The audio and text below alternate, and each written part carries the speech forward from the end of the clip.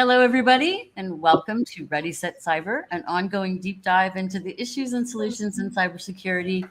I'm Elizabeth Perry, Creative Director at Traitware, and your host for today's show. On the last edition of our show, we dipped our toes into the topic of cybersecurity circles today, AI. While we have come to the collective conclusion on this panel that organizations are not ready for the threats that AI brings to cybersecurity, but it's here now. So how can we better protect our companies and our people? We better get with the program. So let's see what we can do. Today, joined by a panel of experts with varying perspectives on AI, back with us for more. And we'll continue this conversation. Audience, we know you have places to be and lots of choices. So we are so grateful that you have chosen to spend some time with us today. As always, we want to hear from you. So don't be shy. If you're joining us live, please type your questions and comments into the chat and we'll address them in real time. If you're watching the recording, you can reach out via the comments section and we'll be sure to get back to you. So now let's meet our panelists. To my whatever side I'm supposed to is Gam Diaz, first up, AI privacy, security, data, and product strategist and recognized author. Recently released his newest book, Agents Unleashed. I highly recommend it. The Art and Science of AI-Driven Salesforce Automation. Welcome back, Gam. And next, Brad Gross, cyber lawyer, professor, and founder of the law offices of Bradley Gross. Welcome again, Brad. All right, cybersecurity and the chief editor of Cyber Protection Magazine is Lou Covey. Lou, welcome back. And last but not least, our very own Heath Spencer, CEO of Traitware and leader in phishing resistant or phish proof passwordless MFA and SSO for the enterprise. Nice to see you again. Great to be here. All right. Everybody, thank you for being here. And as they say somewhere, let the cyber games begin. Let's start by setting the stage. Let's talk about the battlefront that AI presents. Everybody's talking about it. Gam, I'm going to start with you. On our last show, you offered up this compelling image of the cavemen leaders sitting around debating whether or not fire is too dangerous to use. And it really kind of alludes to AI as the fire. You know, it hits home when we think about AI today. So from your perspective, what are the fires of AI right now? And are we still stuck in a cave talking, or are we actually learning how to use the flames to our advantage? Oh, no, I'm going to switch analogies today. So imagine you've got some guests here for dinner, guests that you really need to impress. There's your business use case. And you've spent your whole life in control of preparing meals for guests. The kitchen is your back office. But tonight, you've been told you've got a monkey that's coming in to help you in the kitchen and serve the meal. So the probability of everything going to plan is approximately 0. So let's just play that example out. So before AI and with predictive AI, narrow AI, things that would typically classify a resume for a job or recommend a movie, the scope was very narrow. It was a human that acted on the internet, and we more or less understood where the bias would occur. Let's now put the monkey in the kitchen. This is generative AI. We're going to apply the LLM to, carry out language transactions, or the same LLM is going to generate a recipe based on what's in the fridge. It's going to make a clinical diagnosis, so it's going to parse legal documents. So we don't really have a specific use case to test. So how on earth are we going to predict what it's going to do or where the hallucination is going to occur? Now, what about agentic AI? This is where the AI gets to observe, reason, decide, and act. So let's just assume that over time, you've now figured out how to control your Gen AI monkey. But now we're going to introduce a dog and a squirrel into the kitchen, because agents talk to agents. and they make decisions together and they take actions. Now, can you imagine the chaos? Now, some of this is actually going on inside your firewall, and other actions are taking place outside in the dining area where your monkey is interacting with your guest's monkeys. So this is the chaos that we've now got. This is the dinner party is our business, and the probability of it going right, we start putting agentic AI in, is extremely low right now. So I think that's what the big fire is for me.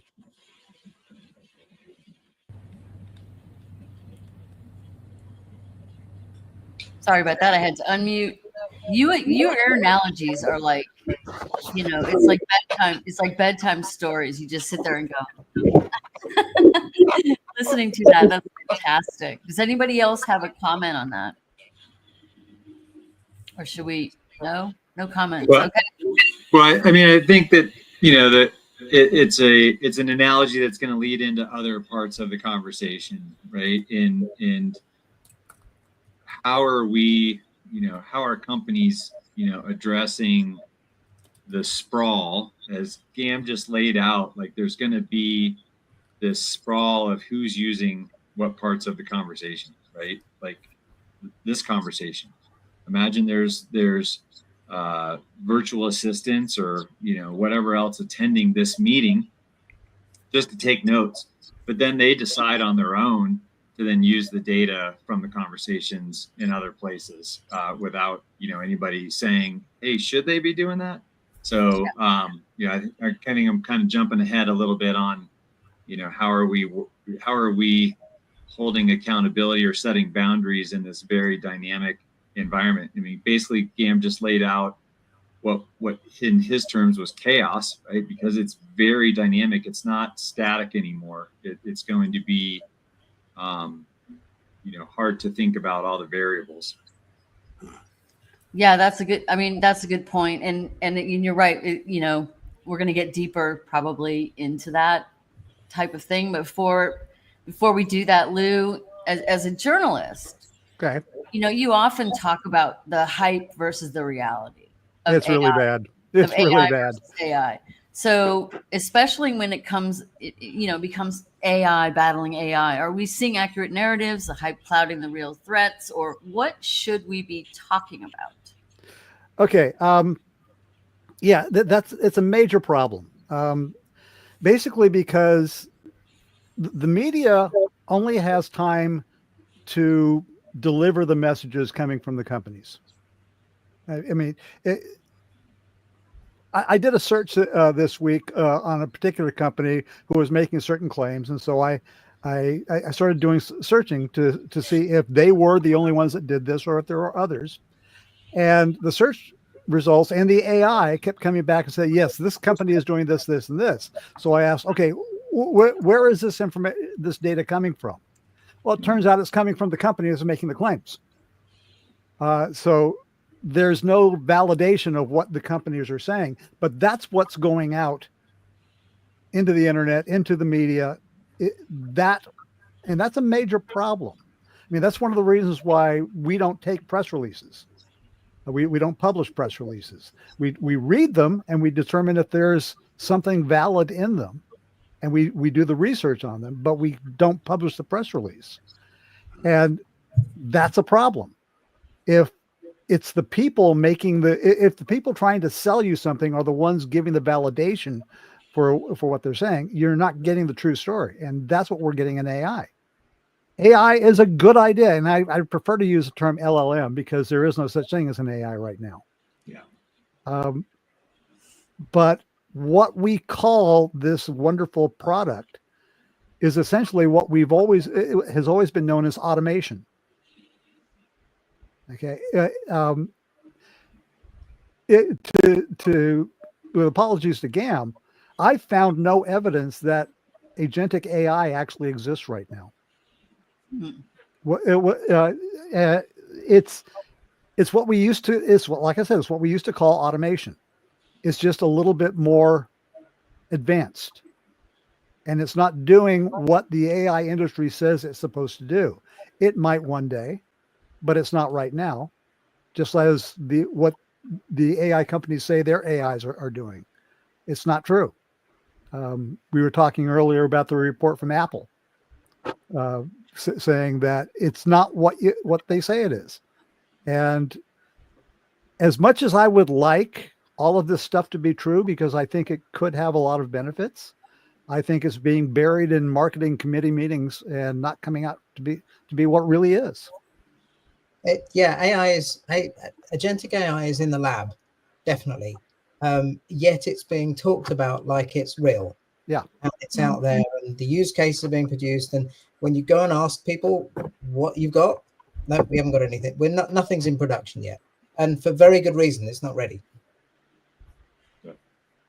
Okay, that's I liken it to what we do have or what we do see publicly, right? In what is being added to all of these different tools that we use, right? I got a notification this week that like, hey, your plan for this particular tool is getting a new AI feature, and AI is much more, for lack of a better term, sexy than saying machine learning, right? And and they've even flipped that around, as Lou just said, LLM for large language model, right? Which is just machine learning.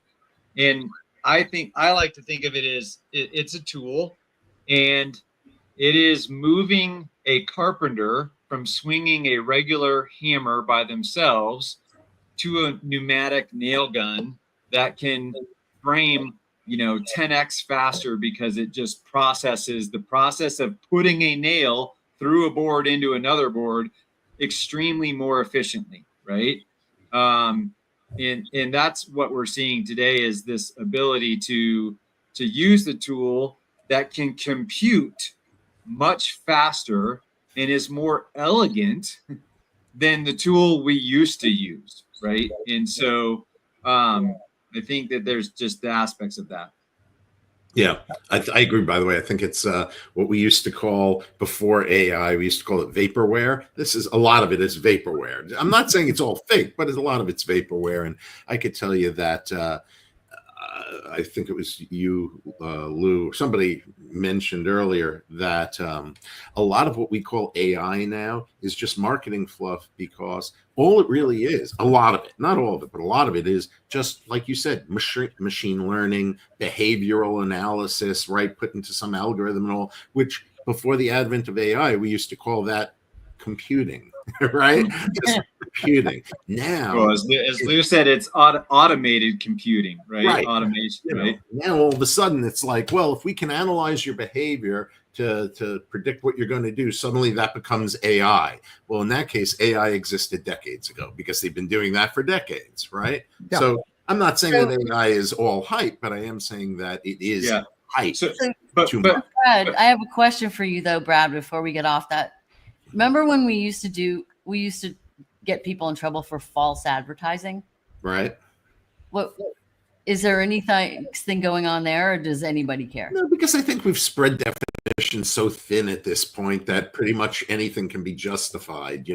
I think that where you get into problems with false advertising is promising the results, not the method to get the results. Which would be implied in the terms of service, right? Of like, here's our terms of service, which leads me into the point of, regardless of whether or not we want to think the, AI is part of buzzword bingo in the marketing world. Sorry, Liz. In all of these conferences or whatever else, is that basically saying it's there. Who actually reads the terms of service of saying we're going to produce this for you? But the scarier part, Lou's raising his hands. Lou, that's your job, right?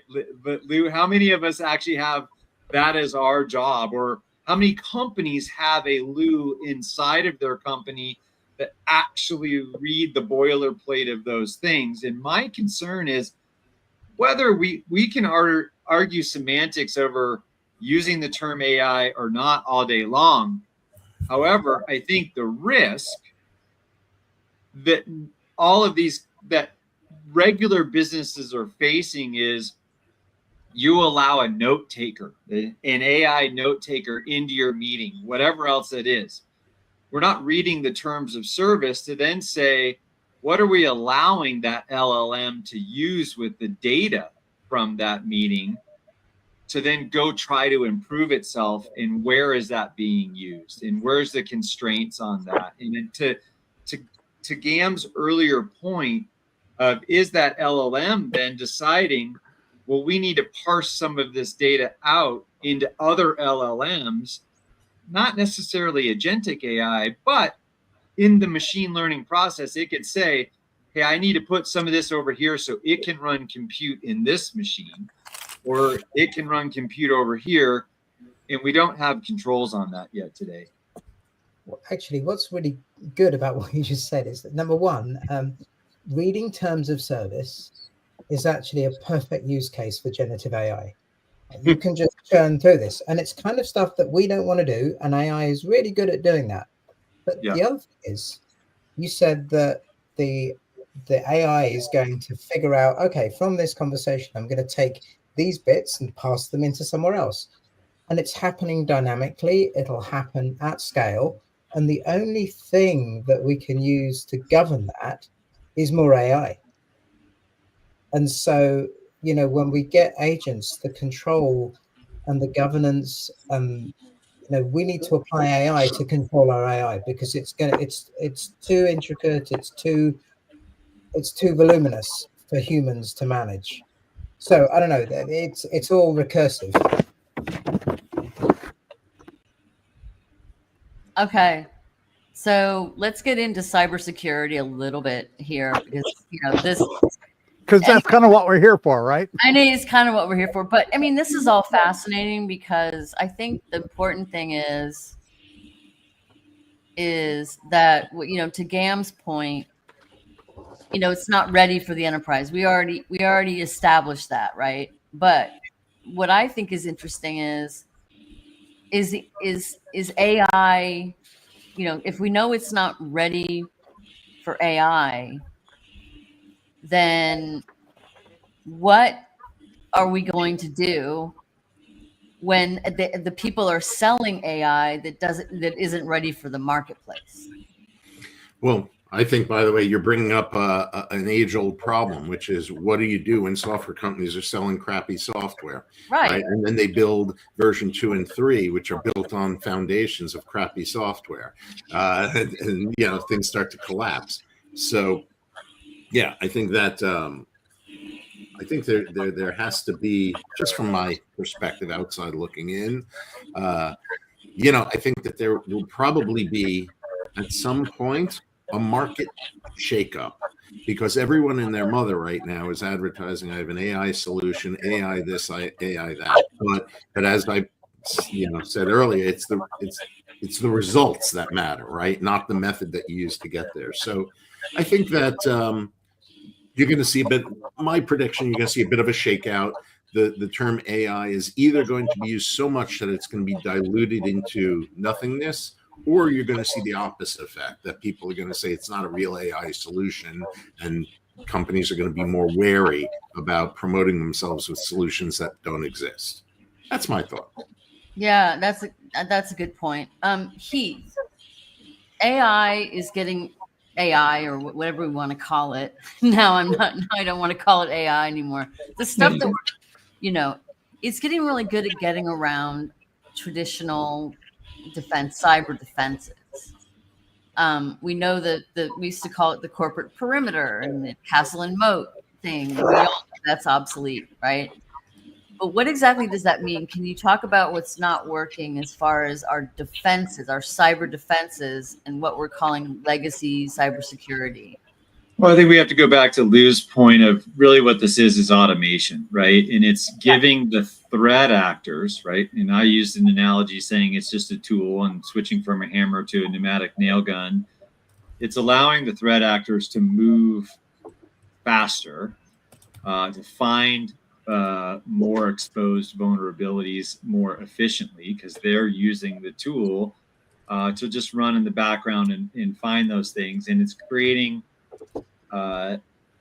the opportunities more dynamically for threat actors to take advantage of the already vulnerable states. and I know that, there's others on this panel that have got some thoughts and comments on this, but it creates dynamic situations rather than static endpoints. And so there are other,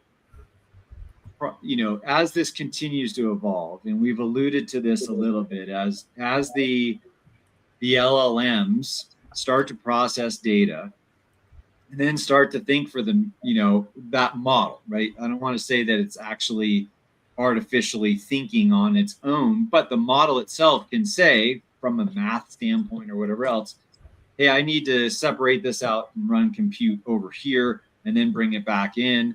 And how are we holding accountable those data sets? Or, in typical applications, it's very easy to put constraints on the application. You're allowed to do these things only.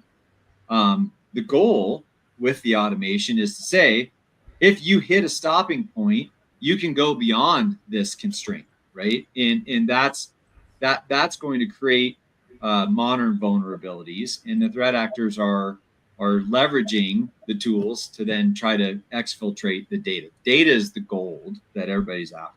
And so how are we going to control where that data lives, and how are companies, so whether it's through cyber insurance requirements, whether it's through federal mandates like the FTC safeguards rule, where any non-public PII is supposed to be protected in these things, what are we doing to look at how these LLMs are going to be allowed to or held accountable, which is going to be Brad's topic, right? When something goes sideways, well, the LLM made a decision, not the human. Yeah. And I'm sure Lou's got thoughts on this as well. Yeah, I really agree with you on this. It's not so much that the criminal use of LLMs is getting around our cyber defenses. What it's doing is building a better list of places that are not using very basic security. Correct. Like zero trust. Yeah. That is an entirely human response. Yep. If you get something and you just keep going for it without actually checking what it is, that's not zero trust. And that's how these people are getting around. And this is actually being encouraged, legally encouraged, by the social media industry. I mean, there's a guy I listen to. His name is Peter Zion, and he's a demographer. Fascinating guy, really short podcast, like 5-10 minutes. And he was in an interview with on another show where he pointed out that what Meta does is that it puts together cohorts of about 10,000 people that all have the same basic needs, interests, weaknesses, everything, and sells that to criminals. Mm-hmm. Criminal organizations. They know they're criminal organizations. How do they know? Because they've got the data to prove it. They know exactly who they're selling us to. But it's not illegal to do, because in the United States, they say it's anonymized in the United States. But the book that came out recently, Careless People, that I just finished reading a few weeks ago, pointed out that Meta has an agreement with the Chinese government to take away the anonymization of the data, and they get exactly who these people are, just like TikTok does. And all of this is legal, and all of this is to find the people who are most vulnerable to a cyber attack, the ones who do not use the current defenses and don't even use the basic cyber hygiene. And that is what LLMs are good for. That's what they're selling. Anyone else have a comment on that? No. Well, after that, what about the? I want to talk about the human. We're skipping around a little bit, but I want to talk about the human element, because we're all talking about being taken over by the AI is going to take over humans, and we're all losing our jobs, and people are making cuts all over the map. Gam, you recently wrote an insightful article the wrong way to do AI and why everyone's doing it, centering around this kind of corporate people cutting.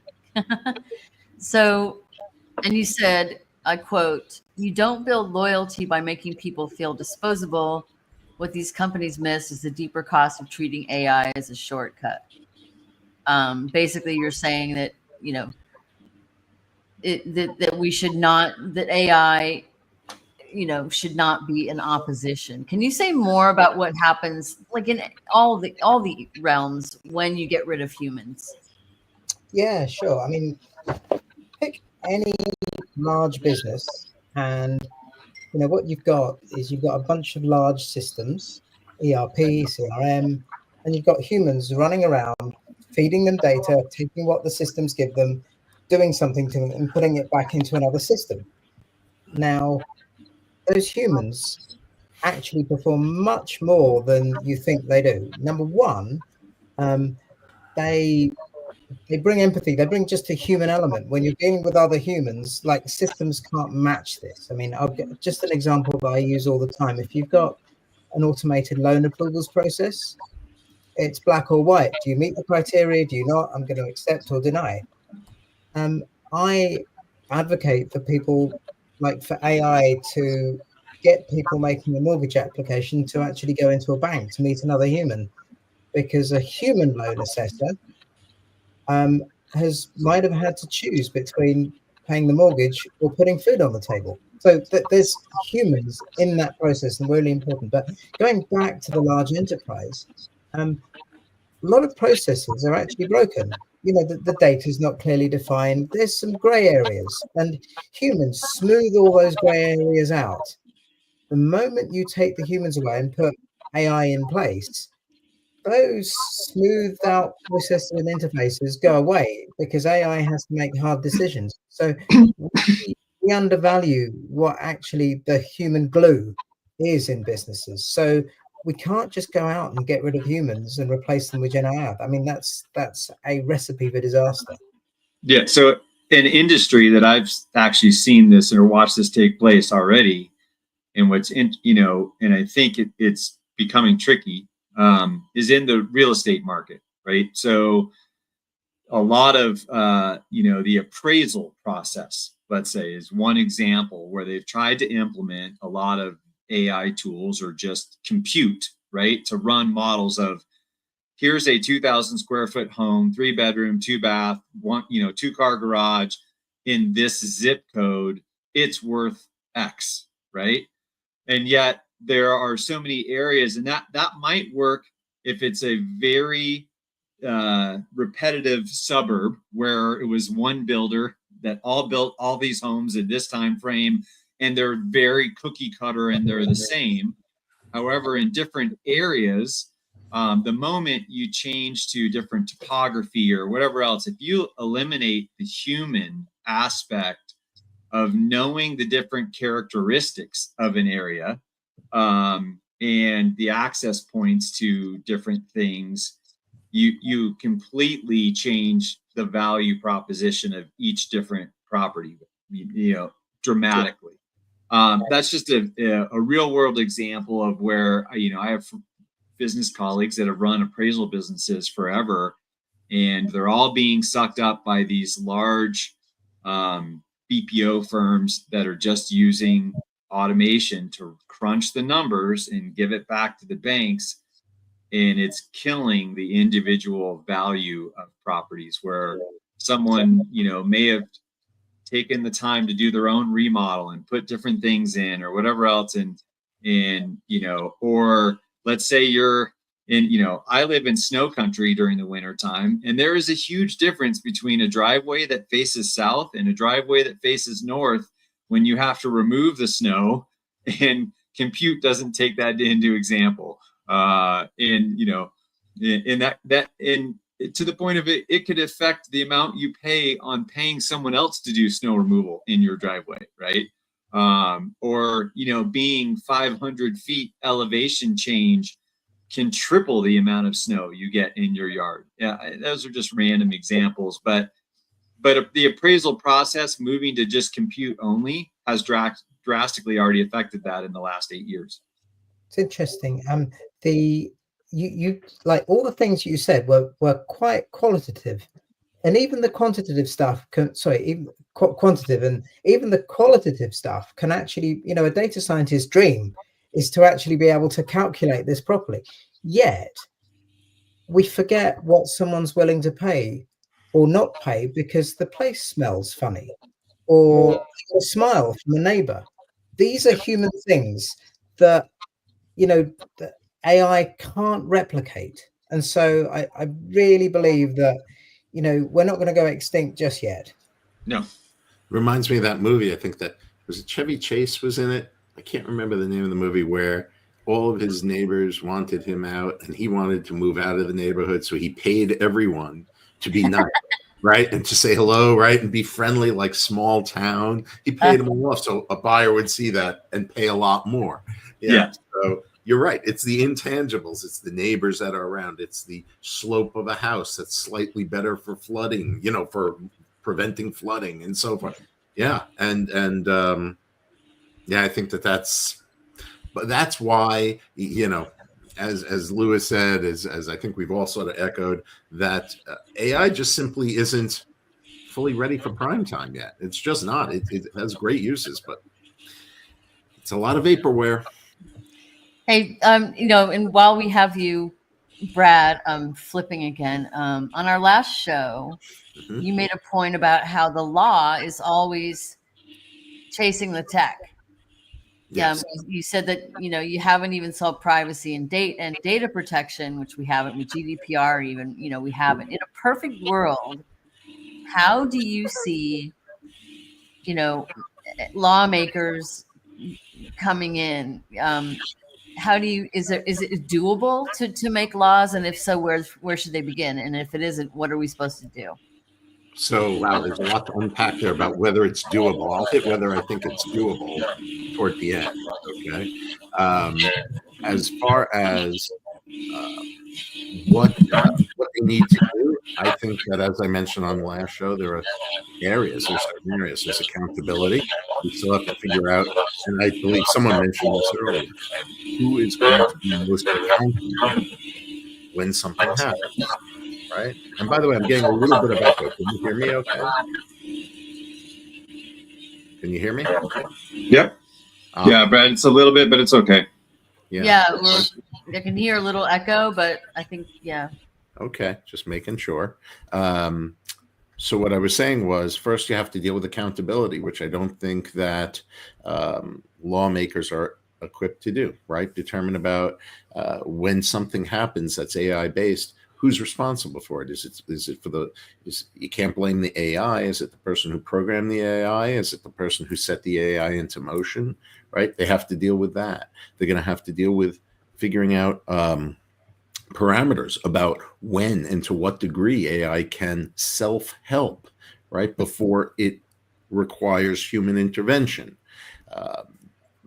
EU has taken a shot at that with the EU AI Act, and it, created those levels: the unacceptable, high, medium, and high, limited, and minimal.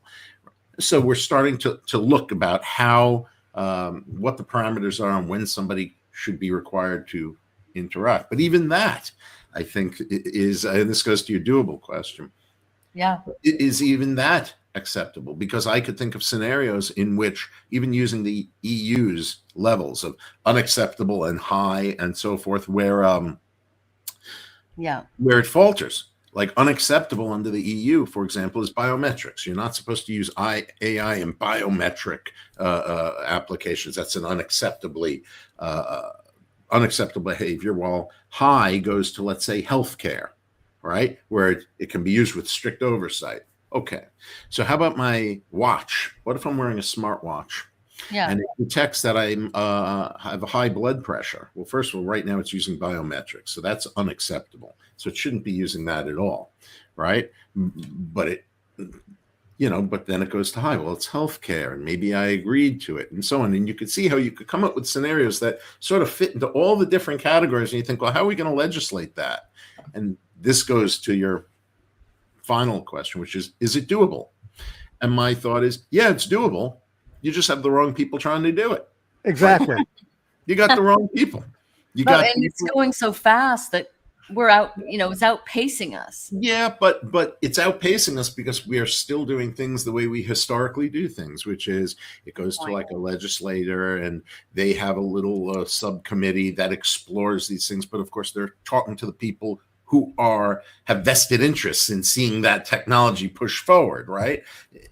So they're getting information from the wrong sources, from not a broad enough base of sources, and they're basing that, or they're collating all that, and then coming up with legislation. These are the same people who really don't even understand how to, turn on their computer, much less talk about AI. And as a result, things go awry. And then we fall back to the comment, well, it's moving so fast, we're trying to keep up with it. Nonsense. It's not moving so fast trying to keep up with it. You just don't want to involve the people who should be involved. And you don't want to touch on the topics and the areas that should be touched and talked about. You just want to, get a sound bite and grab the lowest hanging fruit. So I think it's doable, but not the current way we're doing it. I mean, the argument is it always goes back to follow the money, right? It's moving so fast because they're putting money in, they want money out. And unfortunately, technology has dramatically elevated the human race in this planet, right? Like whether it's from having clean water to heat, and there are still places around the world that don't have all of that. And one thing we haven't touched on yet is really for all of this to work and to actually get somewhere, we don't have the electrons available to power it all, right? And the human race has moved forward technologies to try to provide power and made huge mistakes that have had global impacts, right? So whether you look at nuclear or, we've now killed coal burning power plants everywhere but the one country that doesn't care. I'll leave it at that. And they're spinning them up left and right to actually have enough power to run all of these things. But we pushed technology out previously without the right things in place that have had literal meltdowns. And is there concern of, that's what's going to happen with trying to push out this type of compute as fast as it's trying to go out? Well, I'll just make 2 points to it, right? First, and again, reiterating my point, I think that we have the wrong people in government and at the highest levels analyzing this, right? The analogy I like I'm thinking of as you're speaking is if I wanted to paint the walls of the room I'm in right now, and I call in a general contractor and an architect and an interior decorator, and they're making all kinds of, right, and they're giving me advice, and I go on that advice. Did I ever talk to a painter? Right? Did I ever talk to a guy who could look at the wall and go, this is an uneven wall and a stucco, and it's not going to, you need special. But I didn't talk to the painter, right? But I talked to all the people who seem to have the qualifications about what a room should look like. That's what I think AI is about right now. I think that we're all talking to these high-level people who have vested interests but you're not talking to the painter, right? The person who actually understands at a grassroots level how things go. So that's my first thought. As far as putting it all together, empowering it all, I think that, I think we're moving. I think technology I don't think we have the electrons to power it all. No, I don't think we do. So there's a natural checks and balance. We're not going to move any faster. There's that too. Our ability to just power it all. So maybe that's a good thing. Maybe that's an artificial way of preventing it from going too fast, that we as humans cannot produce enough infrastructure to support all of it, right? Maybe that's a thought. Cam, you had a question for Brad? Background noise is getting bad. But, I can't hear Gam or you, Elizabeth. Yeah, not quite sure. But so it was. There we go. Heath said, "Follow the money," and so I've got a question for Brad. So let's just say that we've all got agents doing stuff for us, AI that's acting, and let's just say it's going to find me some insurance. I need some insurance for a very short activity. Who provides that AI? is it going to act in my best interests, or is it going to act, for its owner's profit? Google, we got used to Google. Google gave us a page of search results. Did it give us all the results? No. Did it give us the best result that I might need? Not necessarily. It gave us the results that were optimized for Google. Mm-hmm. Now, is there any legislation? Because this AI is going to be far more powerful in recommending and actually purchasing and making me part with my money. Is there any sense of regulation on this? Not in the US. I mean, arguably that when you are, the EU AI Act, right, what you're describing would fall under, let's say, the limited category, right? Limited, meaning you're using filters, chatbots, search engines, and so forth to seek results, and those results may be skewed or not. And what the act would say about that is there has to be transparency, right? What the act would say about that is you have to tell people that if these results are skewed in one way or another by AI, you're supposed to let people know. That's sort of EU AI cutting edge. How are we going to enforce this thing? In the US, no, there's no such animal that exists. But I agree with you. It's I don't have a problem necessarily with AI steering me in one way or the other, as long as I know that that's what they're doing, right? When I'm buying a house and I'll hire a broker and I give them parameters, I trust the broker is now going to steer me towards certain houses, not all, right? To certain, you have to maybe they have a reason for doing it, maybe not. But as long as she says, listen, these are my goals, these are my parameters, and now do you trust me? Yeah, then I trust. So I think that's the sort of thing with AI. There has to be a mandated transparency, okay, if results are going to be skewed. And then let people select what they want, right? Let them select what they want. But it doesn't exist in the US right now, arguably under the EU AI Act, but not in the US.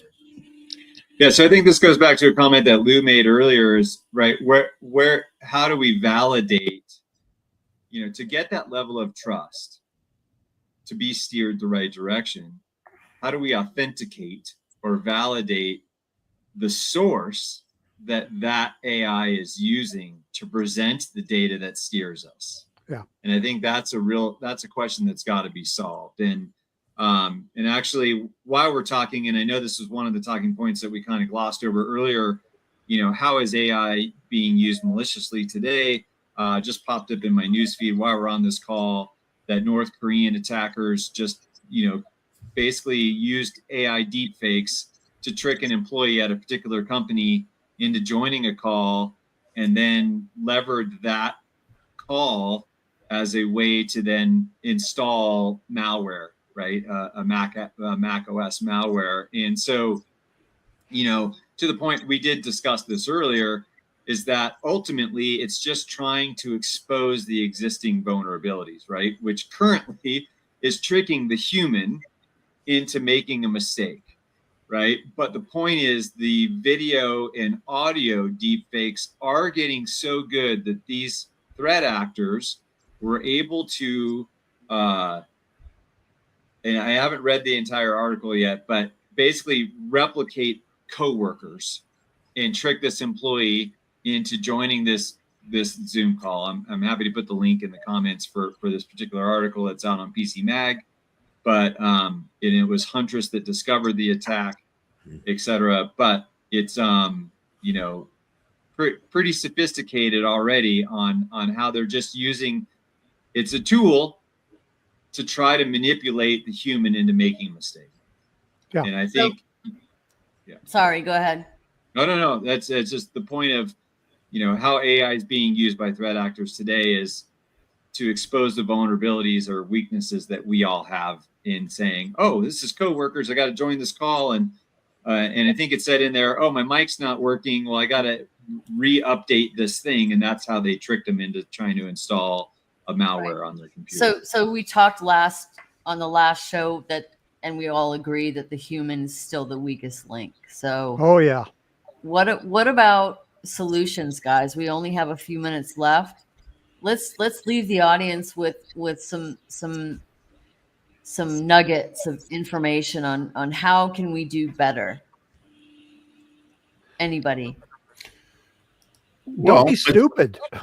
Right. Well, that's one idea. I was about to say you have to educate, right? But I like your comment, Lou, about don't be stupid. It's the same, right? It's the same coin, different sides of the same coin. I think that from my perspective, you want to show value to your customers as a service provider.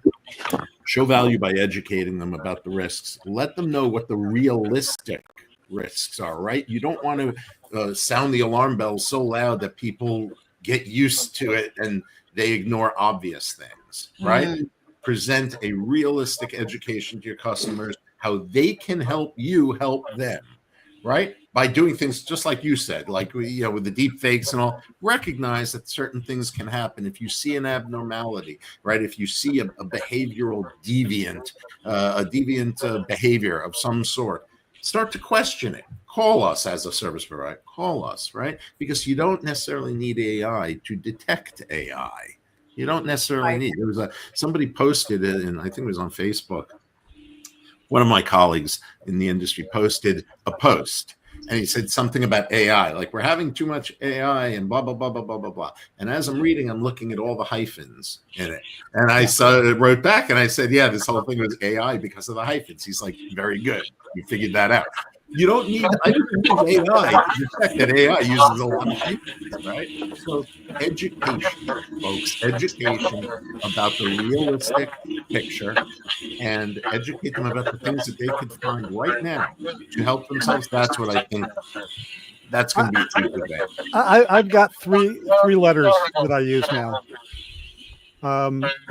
Pause, ponder, and then proceed.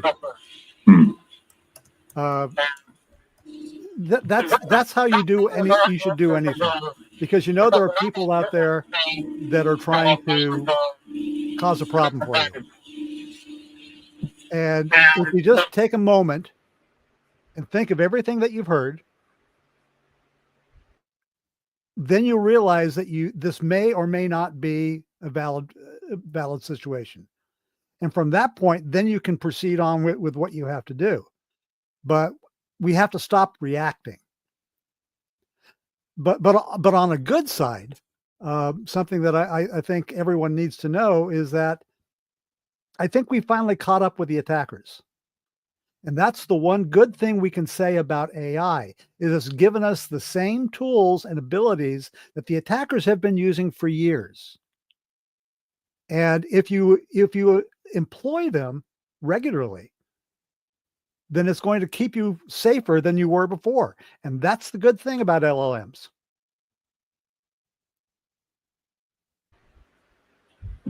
Yeah, and my viewpoints on solutions, right? Or what can you do is actually businesses need to actually still do the basics, right? So this article that I just mentioned, right? If this particular employee that was being manipulated by deepfakes, etc., wasn't allowed to run as an administrator on their computer, had least privilege, wasn't allowed to install other software as the basics, they're less likely, to do that. Or, to lose point of pausing and pondering, if the system required them to escalate privilege using multi-factor authentication, it introduces just enough friction in that process to actually make you think about what you're doing and should I really be doing this, right?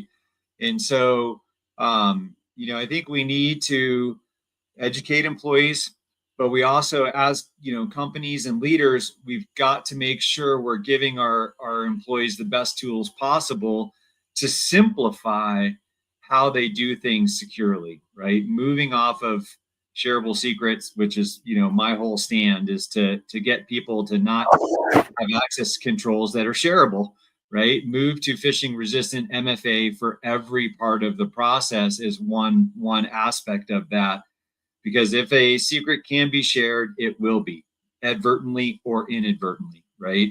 And we've got to reduce that. There's a joke, and again, coming from mountain terrain, people asked, like, well, how come the trash bins in Yosemite to prevent the bears from getting in still don't necessarily, do that very, very well, right?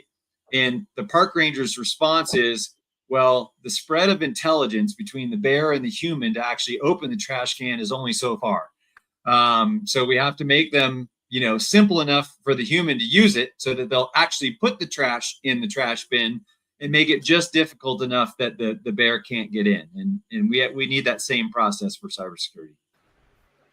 So I've got one, like, widening it beyond security. I think we today we've managed to discuss that the AI is not enterprise ready. It doesn't reason properly. There is not enough. If you spent millions of dollars on preparing your organization for enterprise systems, why would you bring another system in that undermines that security and that investment? But more importantly, I mean, the AI is not ready. So, just sit it out, watch it develop, just play with it. Don't put it into production yet. But what you need to do is get your own house in order, like get your processes right, build semantic definitions of your data. There's an awful lot of work to be done. But when the AI is ready, I mean, it's going to be wonderful when it is ready. There's all sorts of things that can happen. You've just got to get your house in order, because otherwise it's going to make a fool of you. I think that's a beautiful point, because I'm just thinking, well, anyway, that's a beautiful point. Anybody else have anything on GAM's point, on anybody's point? Any final calls to action before we cut it out? All right. So I guess that's all we have time for today, ladies and gentlemen. Thank you so much for joining us. To our panelists, thank you so much for spending the time with us today. Great insights to our audience. We always appreciate your likes and shares, and just for joining us today on Juneteenth. So most of you are out for the weekend. As a reminder, the show is recorded and will be available on YouTube, ReadySetCyber, and on LinkedIn. If you enjoyed the show, once again, please share, like, and we'll be throwing out snippets. You can watch it again and share with your people. And have an excellent morning, afternoon, or evening, wherever you are in the world. And we'll see you on the next ReadySetCyber. Thanks, everybody. Well, thank you. Bye now.